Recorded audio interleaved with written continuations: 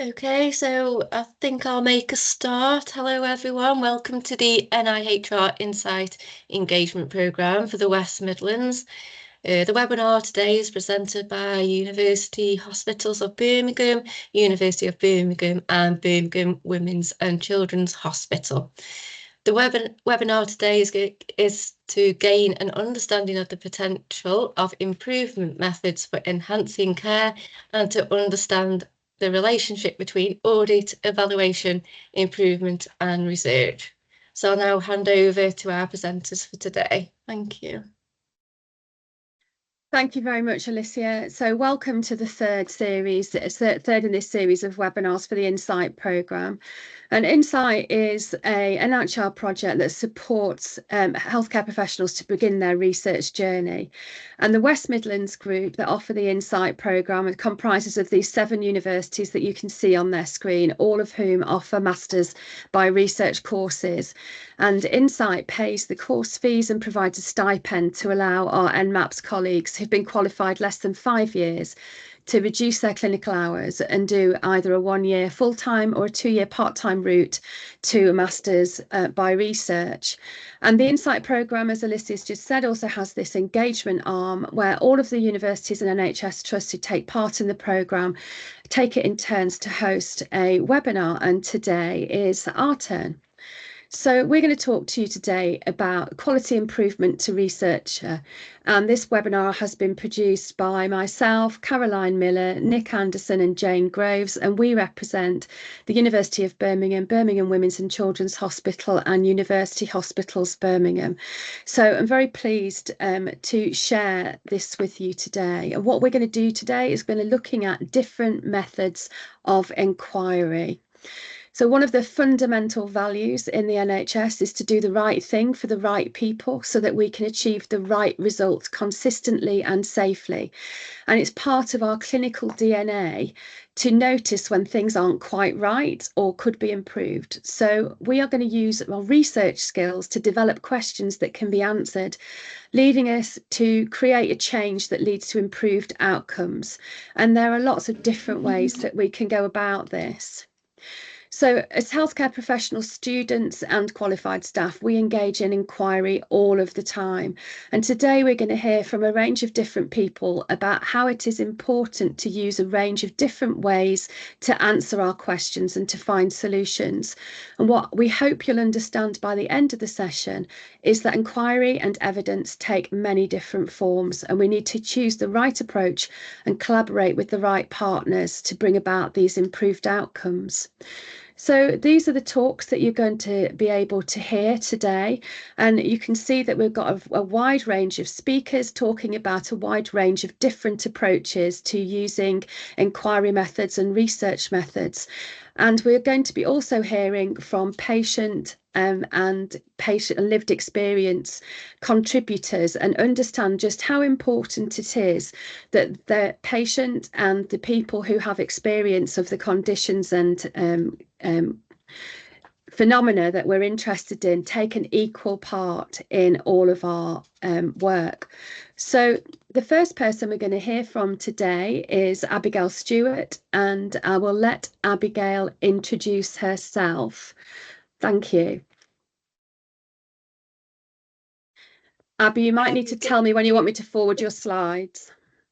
Okay, yeah, that's fine. Thank you so much. Good afternoon, everyone. Thank you for the little introduction. I'm just going to spend around 5 minutes of your time just talking about my personal experience of being a research intern at Birmingham Children's. Could you click the next slide for me? Thank you. So I am currently a 3rd year student doing psychology at the University of Birmingham. And I was very successful in being able to get a position in the NIHR's undergraduate internship programme this summer. So throughout my internship, I completed 4 weeks full-time work conducting a service evaluation into parent psychology referral process on the paediatric intensive care unit. Now that may seem like a bit of a mouthful, but in short, my role involved working out what the hospital procedures were for referring parents to psychology, and then I sort of scrutinized what those procedures were and suggested a few ways to improve our service. But it was overall not only to try and help the parents and the children who were obviously on intensive care at the time, but it was to help staff be able to like maximize their job on a day-to-day basis in terms of what they can do for psychology of the patients. Can I have the next slide, please? Thank you. So what did my journey look like just over the 4 weeks? So I've just done a little bit of a breakdown week by week for you. But firstly, in order to be able to complete my project, I wanted to be able to focus on spending time around the unit, not only shadowing nurses, but experiencing the hospital from the form of a parent, because that was really significant for my project. This kind of involved me having a lot of conversations with staff and parents on the unit, and it did lead me to having quite positive relationships with everyone on the unit, which was really nice. I then also had to do a lot of reading in my second week to be able to combine my own experience on the unit to what we had in research. I then created a questionnaire, which this questionnaire aimed to investigate what staff knew about identifying parents in need and how like they could provide support to the particular parents who were really struggling. As you can imagine, it can be so intimidating being on intensive care, maybe sometimes for the first time as a parent. So I thought it was going to be like, it was really useful for us to do the service evaluation to kind of just investigate how staff find the ability of identifying those parents who do need the extra support. So yeah, once my questionnaire had been piloted and was being distributed around to all staff, I then was responsible for auditing data from January to August of this year. This was probably my favourite part of the project because it was where I could use like my maths and research skills to create a huge database of all of the like patient data, referral data that we'd had from this year.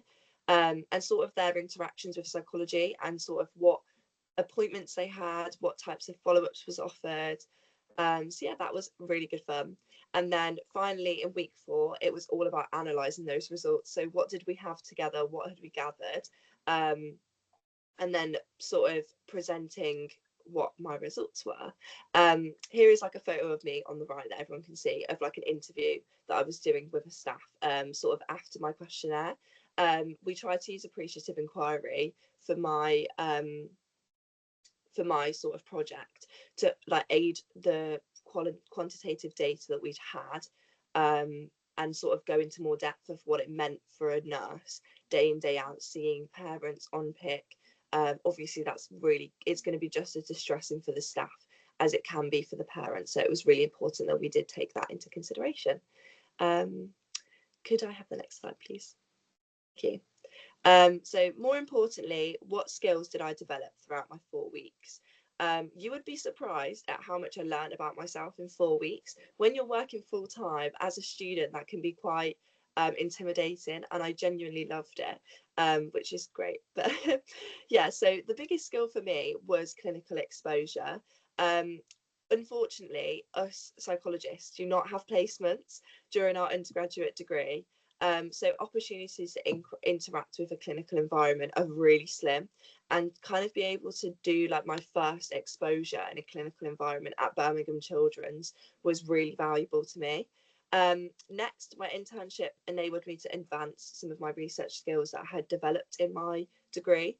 So this was kind of the first time that I was able to conduct a project in a real life environment and be involved in seeing how the outcomes of the project would sort of make a difference in the hospital.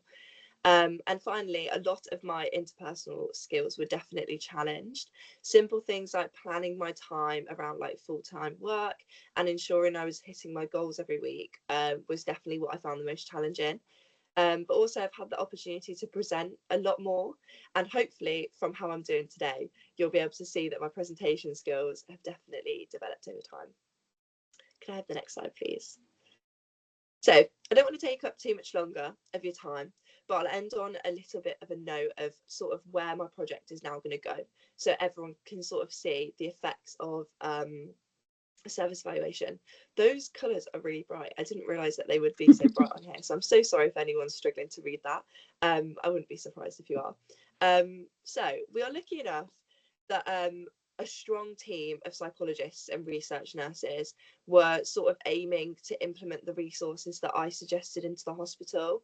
And it's because of my project we identified that there was a massive gap in the lack of written resources on the unit for parents. Simple things like there was a little information booklet that's given to all parents on the unit when they arrive, and there was only a few sentences about psychological support and well-being. So it's simple things like improving those that can sort of break the stigma down of like it's okay for a parent to access support even though it's their child that is in the hospital. So hopefully together we'll be able to implement those sort of resources throughout the hospital because of the service evaluation that I did. You'd also be surprised at how much my project can inform further research. Simple things like encouraging other units to sort of do an evaluation of their services, which overall can hopefully have huge implications on like parent, child and staff wellbeing across like children's hospitals in the UK. So finally, my project has definitely helped me pursue some personal advances. For example, my internship has advanced my personal statement for postgraduate applications, which I am currently doing.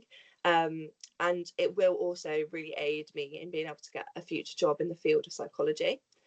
I also created a strong network that will definitely expand of just people who I could work with in the future and sort of people who can aid me in like the application process of jobs and careers. My network should hopefully expand as I'm actually presenting my project in a conference in London next year, which is going to be super exciting. And I do think overall my project has just aided my ability to combine research to practice together. And I think as when I do become a psychologist in the future, I'm going to take my time to like scrutinize my practice more and be able to do research alongside my practice in a more effective manner. Next slide, please. So thank you so much for listening. Sorry that I maybe took a little bit longer of your time than you anticipated, but feel free to please contact me on my student email or check my LinkedIn out for any sort of questions or details about what my project involved in further detail. But yeah, thank you so much for listening.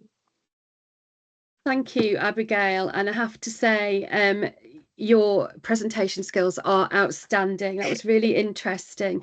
And in case you didn't catch it, Abigail is a psychology student at the University of Birmingham. So our next talk is from Joel O'Sullivan, who is an upper limb specialist physiotherapist at the University Hospitals Birmingham. And please just bear with me while I move Joel's presentation onto this screen. And it should start automatically, I hope.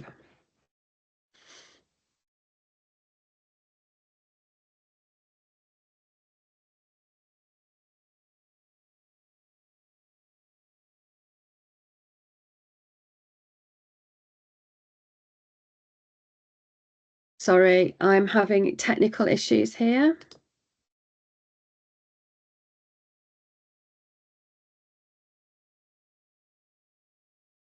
Hi everybody, my name's Joel O'Sullivan. I'm an upper limb clinical specialist based at the Queen Elizabeth in Birmingham, and I'm also a NIHR doctoral fellow who's just started their PhD.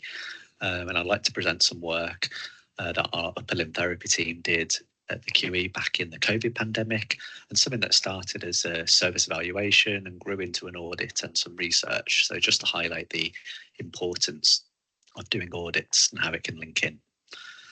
So this is a comparison of the incidence and severity of upper limb neuropathies that we saw during the first 2 waves of the COVID pandemic.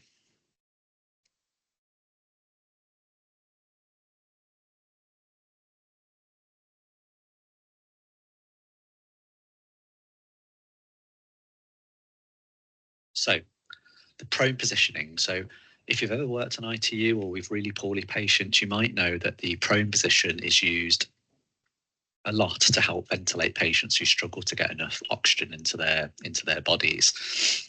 However, due to the COVID pandemic and how unwell people were, this was widely used during the pandemic, and we had proning teams working on the COVID ITUs, which we just hadn't seen before.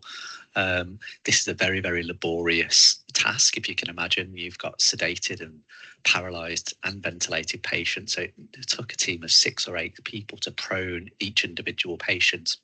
So very laborious, but also patients, because they were so unwell, they're having to spend really long periods of time in this position, 8, 10, 12, maybe even more hours at any one time.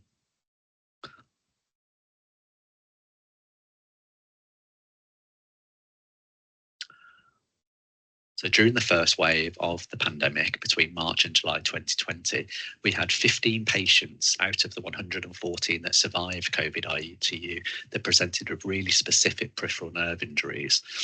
And within these 15 patients, we had 30 different nerve injuries reported over their limbs.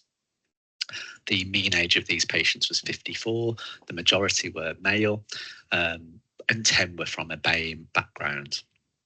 And then in the top right hand corner, you see we actually published this later as a case series to help inform other centres.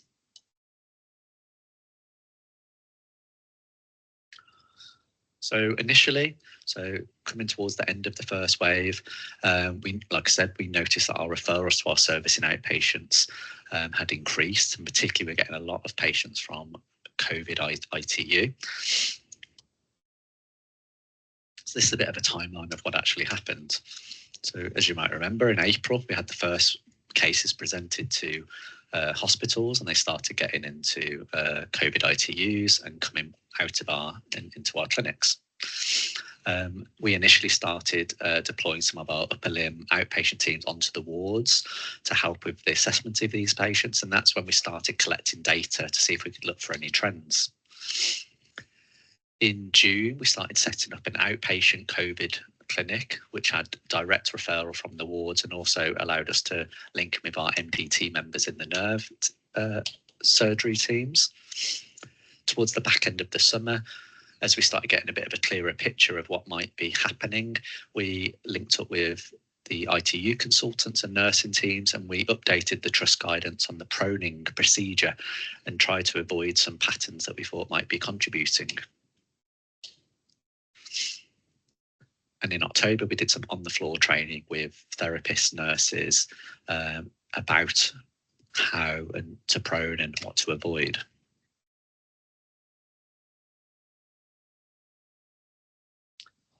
Like I said, in January 21, we then published this first retrospective study of 15 patients.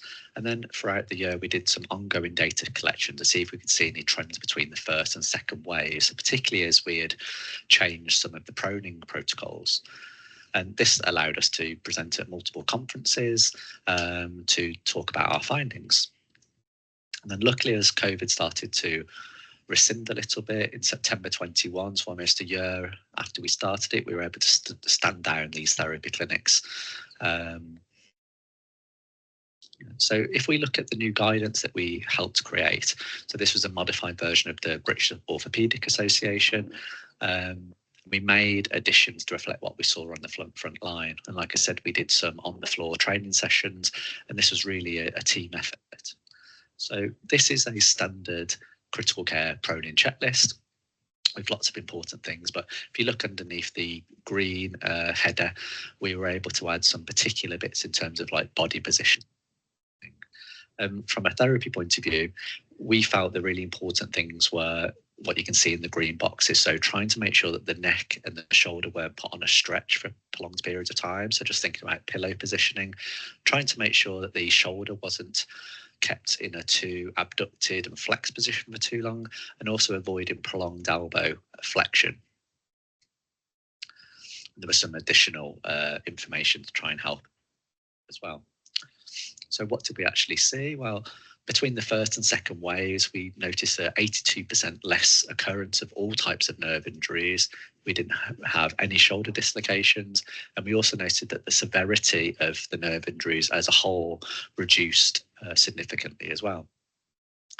And again, to say that we managed to publish this in 2022.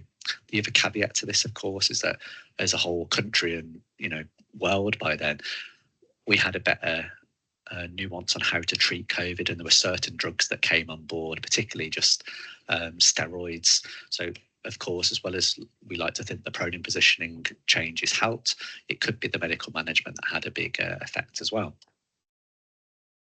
But to conclude briefly, it just shows how important working across our MDT and speciality boundaries is really important. And it really highlights how something can go from a small service evaluation or audit to a service improvement project, and it can grow into research, and it can all link in together and bring about meaningful changes. So just to say, within all of your areas, don't think that your audit is too little, stick with it, and it can grow. And it gave all of our upper limb team some experience of presenting at conferences, writing papers. So I'd really implore you to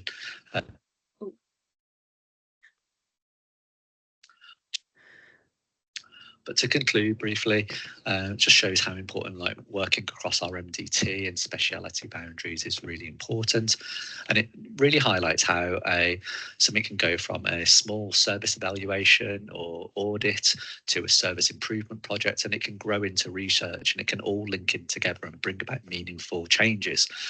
So just to say, within all of your areas, don't think that your audit is too little, stick with it, and it can grow. And it gave all of our upper limb team some experience of presenting at conferences, writing papers. So I'd really implore you to crack on with that. Thank you so much, Joel, for that. I'm sorry I cut you off, but at least I got you back again. And I would echo that it's important that we all get involved in research, not just because we can find out important stuff, but we can grow as professionals too. And the next presentation I want to share with you is from Chris McGee, who is a research portfolio manager at University Hospitals Birmingham. And he is going to be sharing with us his project work in hands and plastics. I'm the hand and peripheral nerve research manager at UHB. I qualified as a nurse in 2014, having trained at University of Birmingham. And then I've worked in research since 2017 across a number of different specialties. Most recently, during COVID, I was part of the COVID research team at UHB, and we delivered on trials that sort of made national headlines, such as the recovery trial. I then took up my current post as a research project manager in September of 2022, and I'm going to talk to you today about one of our themes of work that's been informed by an audit, and really just how we've developed that theme of work since I've been in post. So, in 2021, Lang et al. Did a systematic review of the prevalence of post.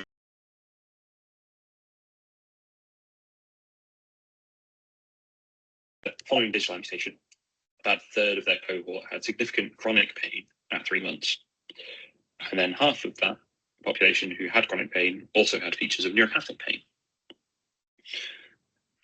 This is a relatively small population, so it was only 50 patients with 91 amputations across a cohort of 120. And the authors were also looking at digital nerve repair, which sort of muddies the water slightly. But this showed that we have a bit of a problem, and digital amputations are really common. So we wanted to then know, well, what's happening locally, what's happening at UHB.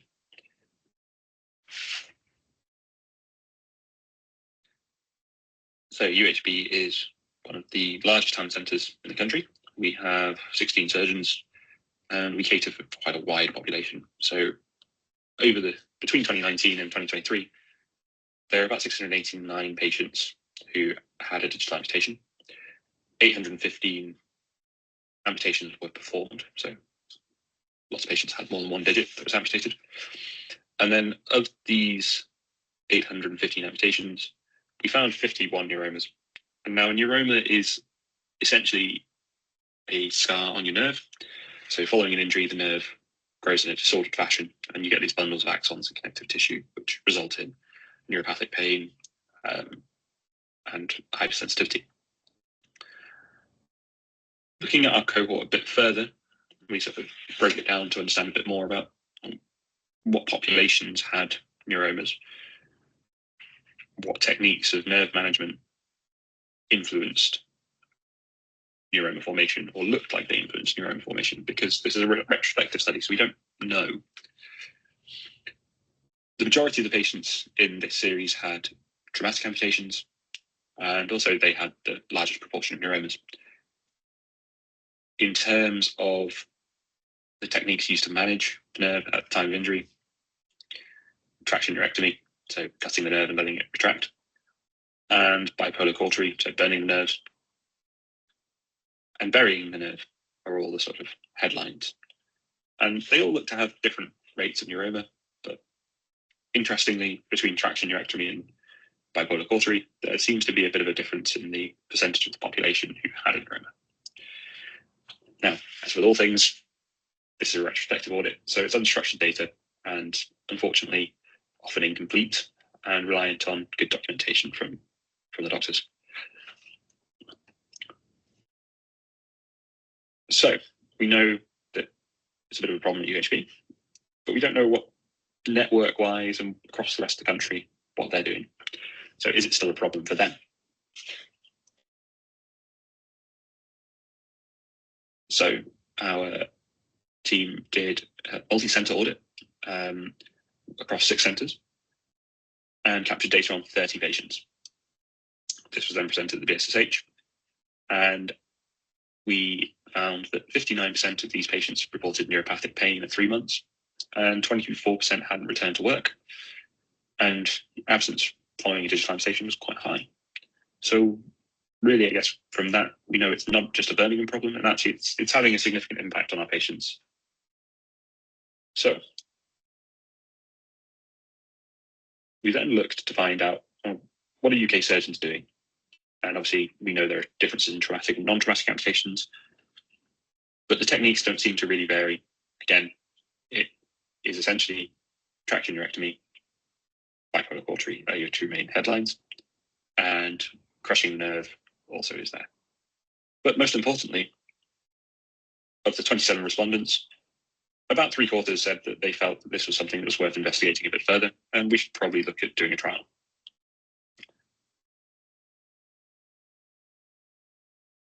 So the next step, or sort of the next arm, is our feasibility cohort. And here we want to collect some longer term data on our patients, up to about 6 months, to basically find out, does this problem diminish, or are these patients still sat there at 6 months in pain, not really sure what to do? So we applied for a pump priming grant, which just gave us a little bit of money just to support design and implementation of the study. And then we applied to ethics for an observational cohort study, and this was approved in November. So finally, next, and really probably the most important part of the theme of work, is looking at how patients feel. So what's important to them? How do they feel living with this condition? And so we're really lucky that we have a physiotherapist who's currently doing her MRes, so her Masters in Research. And she wants to do a qualitative study looking at the lived experience around having a digital amputation. How do patients feel? How does it feel to be in pain? And what can we do? What's important to them? And how do we make it better for them? And then all of this sort of forms the building blocks of, well, what's the next step? Why have we done all this work? Well, the ultimate goal is we'd like to do an RCT, which is a randomized control trial, and we'd like to investigate what happens to digital nerves if we change the way that we manage them at the time of amputation. Does that have an influence on neuroma? Does it have an influence on pain? And can we take this really common condition and improve care by doing something as simple as standardizing how surgeons treat the nerve? And so that's really just a whistle-stop tour through how an audit can inform a big scope of practice for research. And all of this has come out of that first sort of audit at UHB investigating the techniques. I'd be happy to take any questions if anyone's got them, or if you'd prefer just to get in touch, my details are there on the screen. Thank you very much for listening.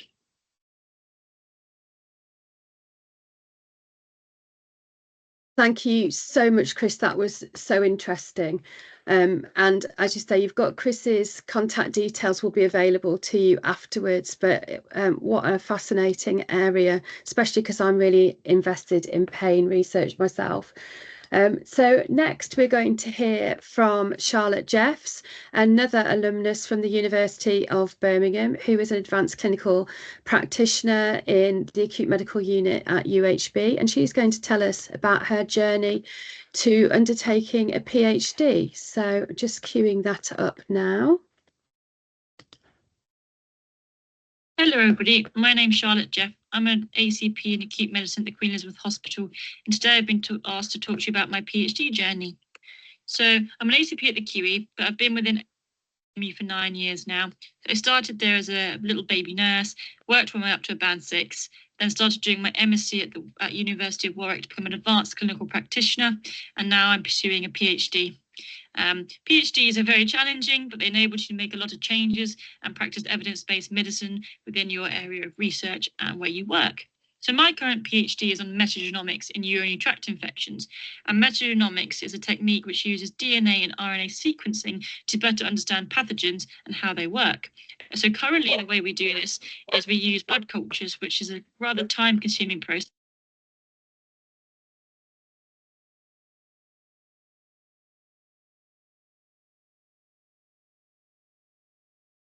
Amelia, I don't think we can hear you now.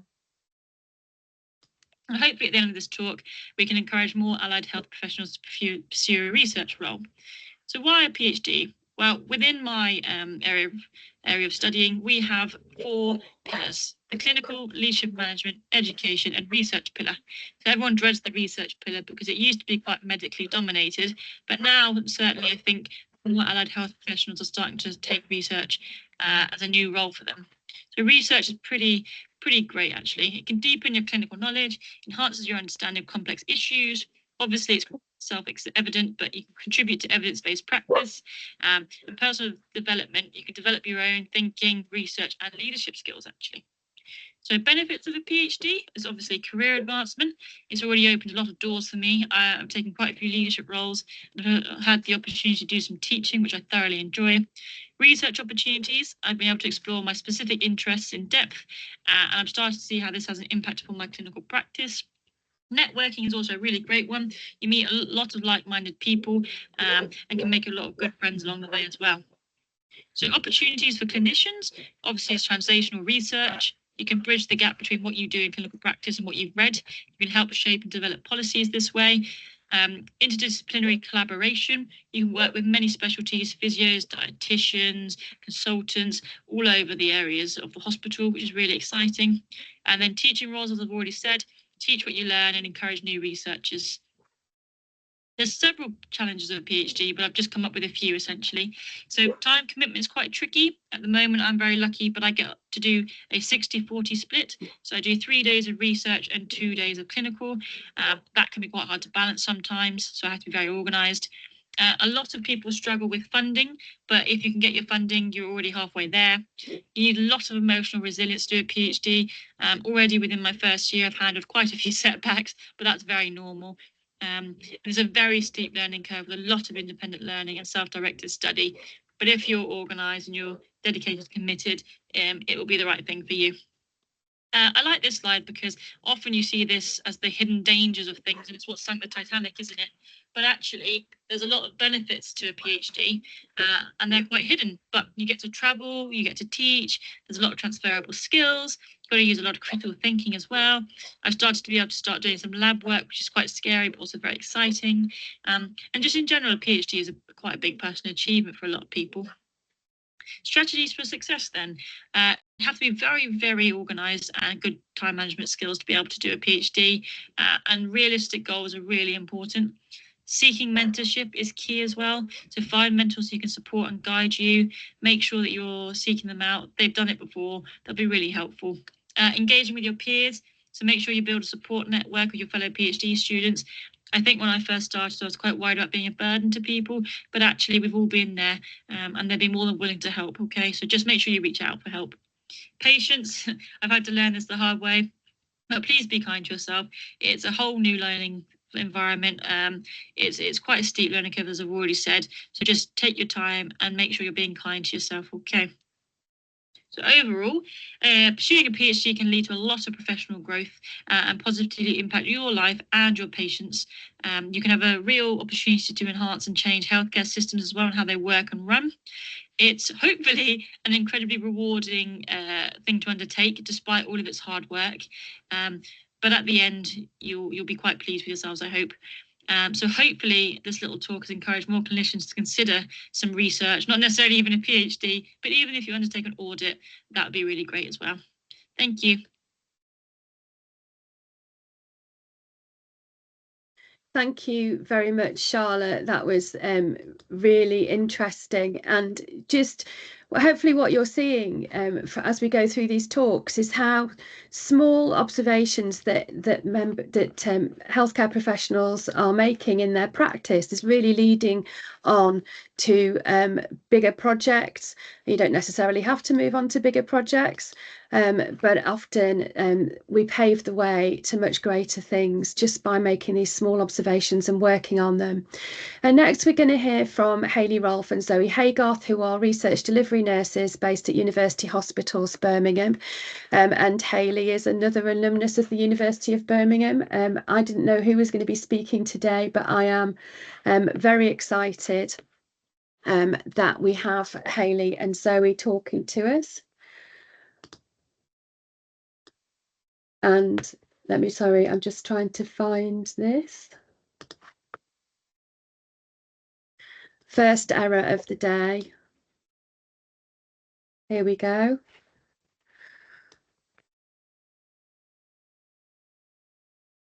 Hello, our names are Zoe and Hayley, and we work at the NIHR Wellcome Trust Clinical Research Facility at the University Hospitals Birmingham. We are going to briefly speak to you all today regarding the cancer vaccines and a trial that is currently being run using these treatments at our hospital. This is a brief overview of the trial. As you can see from the statistics, colorectal cancer accounts for a large amount of deaths each year. The reason for the comparison is the standard of care usually is limited to a follow-up from oncology, then discharged to the surgical team. We know that high-risk stage 2 and stage 3 cancers have a greater likelihood of returning after 5 years. The experimental treatment is a drug that is individualised to each patient and cannot be given to anyone else, as it is made from an individual's specific cancer DNA by sending blood samples and archival tumour. It is designed to work like a vaccine by training the body's immune system to recognise the cancer cells and attack them.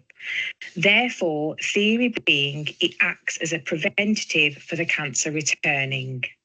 The screening process is long with 3 separate parts. Screening 1 is collected from a blood test and tumour tissue prior to starting chemotherapy. This result can take around 6 to 8 weeks to come back. At this point, if the patients are negative, they are no longer eligible for the trial. But the theory is that being ctDNA negative means that the surgery was successful in moving all of the cancer cells.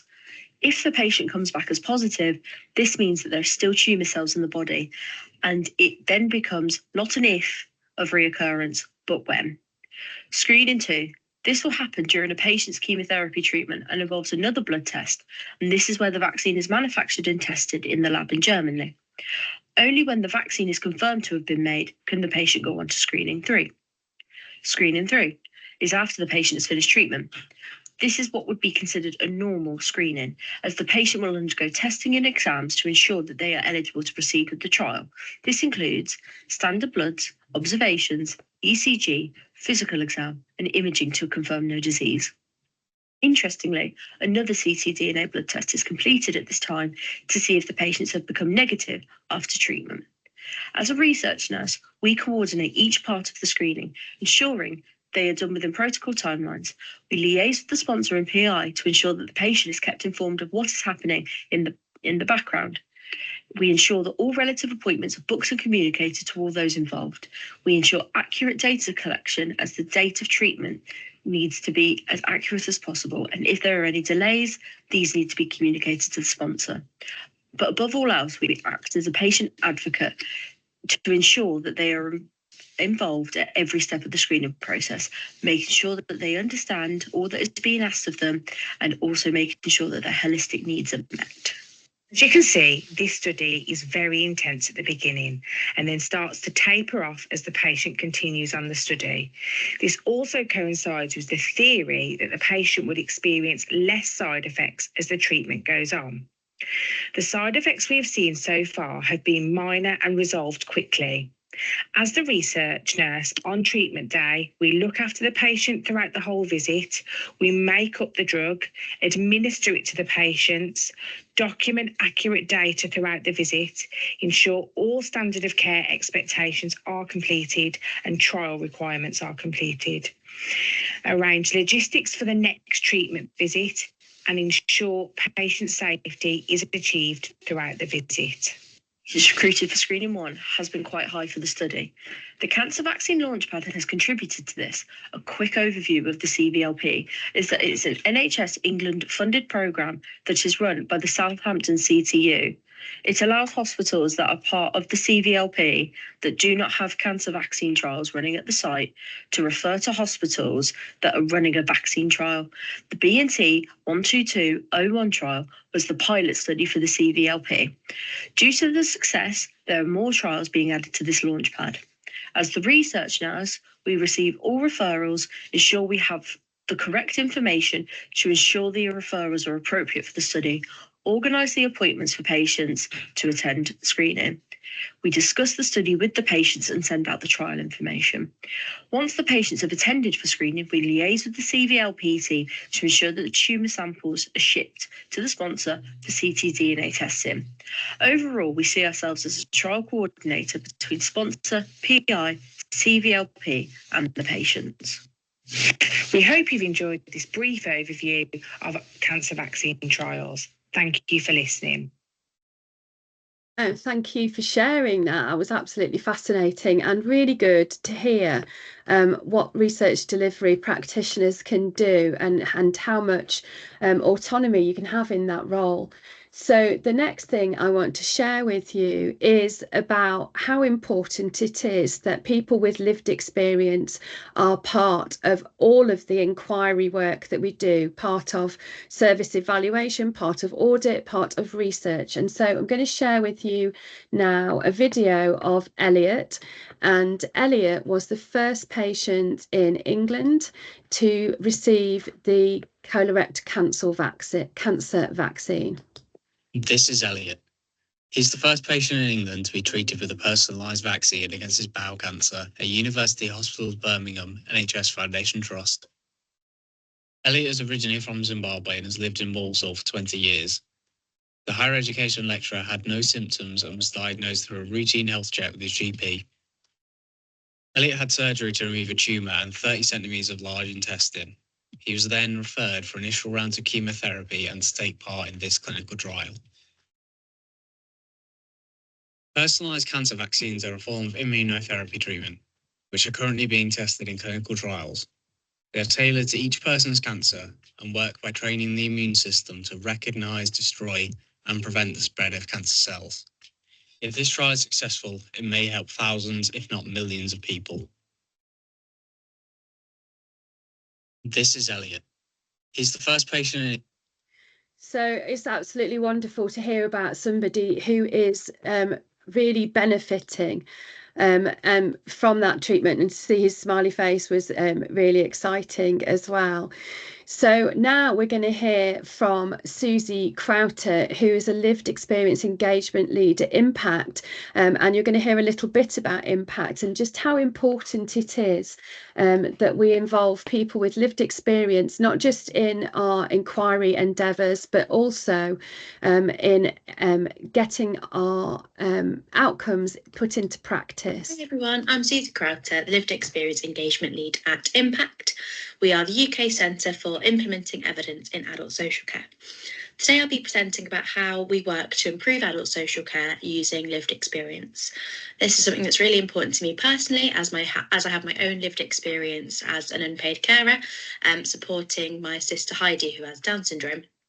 I support her to access social care and use that to live her best life possible. So a little bit more about Impact. We are a £15 million UK centre funded by the ESRC and the Health Foundation, and our main aim is to improve social care by implementing evidence. We're led by Professor John Glasby, and we also have a leadership team of 13 other academic, policy and practice partners. And we're also advised by and guided by people who draw on care and support themselves, including unpaid carers. Really important to note that we are an implementation centre rather than a research centre. So this means that we really support the use of evidence in the realities of practice and use this evidence to make practical changes that will improve services and lives. So we have a really inclusive definition of what we mean by evidence. Traditionally, this would often have just meant research evidence, but we equally value the knowledge gained from academic research, as well as the lived experience of people who use services and their carers, and also the practice knowledge of social care staff who understand the context because of their work on the ground in this area. So we're really embedded in the day-to-day challenges of what is happening in social care practice, but we're also committed to really building the lessons we learn through our work and using that to implement change nationally through policy and practice. So our objectives are, as I've said, to increase the use of high quality evidence in all its different forms, and using this to lead to better care practices, systems and outcomes. We aim to build capacity and skills in the social care workforce to enable them to work with evidence of all different kinds so that they can innovate and really deliver better outcomes for people. We aim to develop relationships between a wide range of stakeholders and connect up a lot of the work that's happening across the sector, again using this to really improve outcomes for people who draw on services and their families. We also really want to improve an understanding of what works in implementing evidence, so what it takes to really embed that reality and make change on the ground, and we use this to overcome some of the barriers we face. So I've referenced a lot of the way that we work with people who have lived experience. Another way of describing that kind of work is calling it co-production. So the definition of co-production is a way of working where people who use services, professionals and other stakeholders work together to create and deliver services. And the goal of it is to improve outcomes by involving people as equal partners in the process. So traditionally, a lot of services would be developed by solely professionals deciding what works best for people and then implementing that, and actually not hearing the voice of people who use those services. Whereas now, through co-production and lived experience involvement, we understand that services will work better if we really hear from the people who use them and they have an equal voice and equal power in deciding what change needs to happen. So an example of this in some previous work I've done is that a local authority were introducing information and advice and guidance for people who were newly diagnosed as autistic. Now, people who aren't autistic, who haven't gone through that experience of being diagnosed, weren't the best people to know what information and guidance was needed. So instead, we worked with a team, a team of autistic people who developed the guidance because they knew what it was like to be diagnosed and knew what information they needed. So they developed some booklets and guidance and videos to support people through that process. And that was really powerful because people who were diagnosed could hear directly from an autistic person and see what they had done. So co-production, really involves ensuring that power is shared and responsibility is shared for services, and it really ensures that everybody's input is equally valued. So I just have an example of how Impact have done this in practice. So we ran a project last year in the East Midlands to co-produce better ways to manage and respond to waiting lists. So the problem, as is happening a lot across the whole UK currently, there are very long waiting lists for people to be assessed to be able to receive support from adult social care. This is a real challenge. It has a lot of negative impacts on the people who are waiting for care, as well as increased stress and on staff because of such high demands on their services. So the approach, Impact supported the East Midlands by providing them with 2 strategic improvement coaches, and they were based locally in the area for a year. And during that time, they really learnt from staff, they learnt from local people who receive social care, as well as people who were on those waiting lists, and heard from them about what the challenges were, what the barriers were, and what could be done differently. This project was guided by a steering group made up of people with lived and learnt experience, and it used a range of different techniques to ensure people were heard and their voices were included, including interviews, surveys, and workshops. So the outcomes were waiting well packs for citizens, so resources and templates that local authorities could use to provide people who were on the waiting lists with information while they waited, and as well as guidance for staff on how to carry out this sort of waiting well process. So I've had to rush through that quite a lot because I didn't have much time, but thank you so much for listening. To find out more about us, I've got a link there to an article about our co-production group. You can follow us on Twitter and LinkedIn at Impact Adult Care, and the link to our website is there as well. Thank you for listening. Thank you so much, Susie. Again, another really fascinating insight there. So we've almost run out of time. I wish we'd had loads more time to spend with each of our speakers, but thank you to all of them. What we've seen here today is that patients, the public and health professionals all can work together to identify problems that can be resolved to make lives better.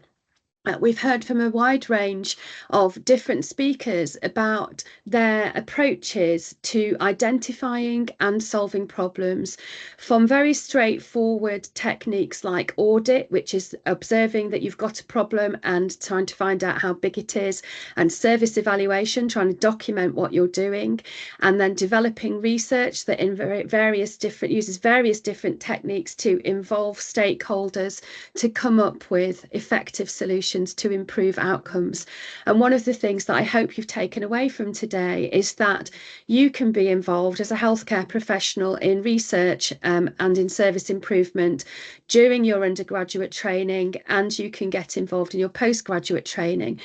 And as I said before, I'd love you to take a look at the Insight resources, which is one of the ways that you can get funded to undertake a master's by research and do some of this project work for yourself.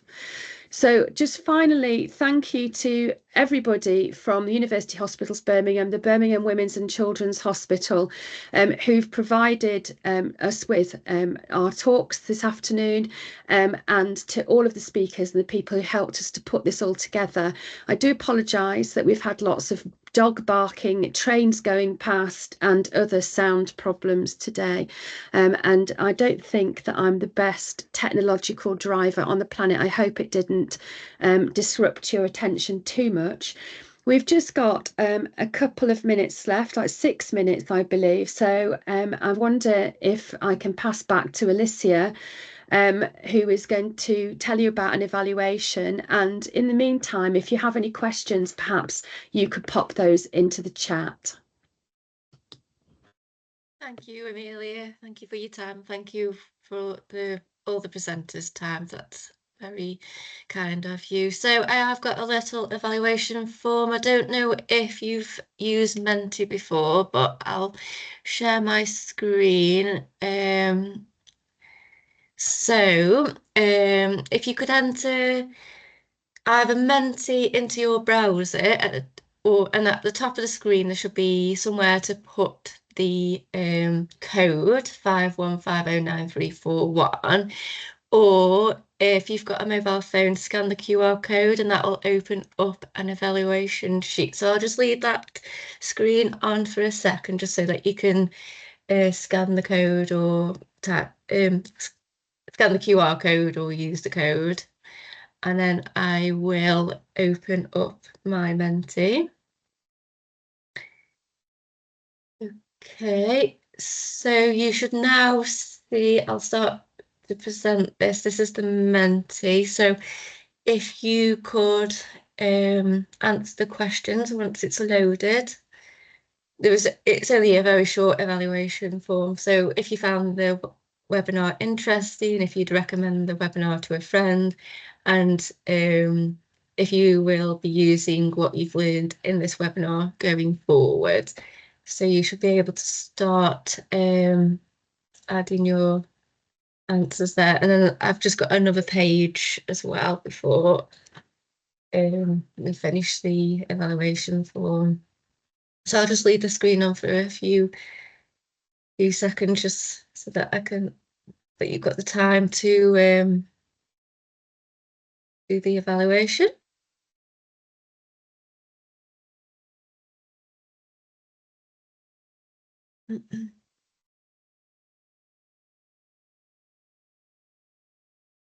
Okay, and I'll just see someone else pop in some evaluation, so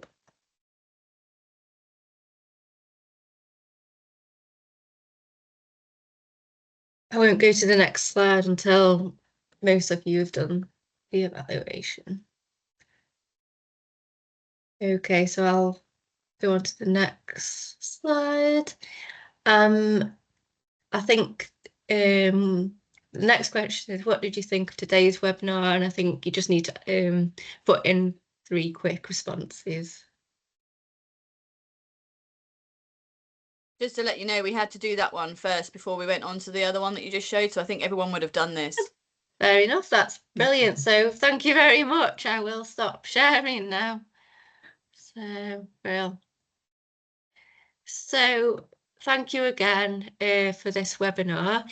So this is an ongoing engagement programme for the Insights, and there is a timetable of events and are scheduled to take place next year. I think we've got about 4 planned in the diary, well, planned to take place. So if you want to visit the full programme, if you go onto the Keele Insights page, you will see the list of webinars that we have available, and I'll be starting to advertise the next webinar in January. So we'll be adding this webinar's recording to the website too, so that if other people who were registered but couldn't attend, they can also watch the recording back. So I think, if that's okay with everyone, I will close the session. But thank you so much for attending. Thank you very much. So thank you, everybody. Stop recording. Thank you. Thank you.